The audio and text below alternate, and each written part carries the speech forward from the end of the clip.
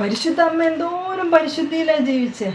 പരിശുദ്ധ അമ്മയ്ക്ക് ഉത്ഭവപാപം ഉണ്ടായിരുന്നില്ല, കർമ്മപാപം ഉണ്ടായിരുന്നില്ല. നമ്മൾ ക്രിസ്ത്യാനികൾ മാമോദിസ സ്വീകരിക്കുമ്പോൾ ഉത്ഭവപാപത്തിൽ നിന്ന് നമ്മളെ മോചിക്കുന്നു. എന്നിട്ട് ഗ്രേസ് തരാണ്, കൃപ തരാണ്. ആ കൃപ അനുനിമിഷം സ്വീകരിച്ച്, ആ കൃപ സ്വീകരിക്കാൻ അധ്വാനിച്ച്, ആ കൃപയെ കൊണ്ട് ഉള്ളിൽ അധ്വാനിപ്പിച്ച്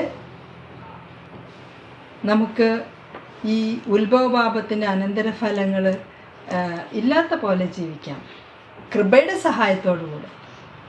ഉത്ഭവപാപം വഴി നമുക്ക് തിന്മയിലേക്ക് അല്ലെങ്കിൽ പാപത്തിലേക്ക് ഒരു ചായവുണ്ടായിരുന്നു. പക്ഷെ കൃപ സ്വീകരിച്ചു കഴിഞ്ഞാൽ നോ പ്രോബ്ലം.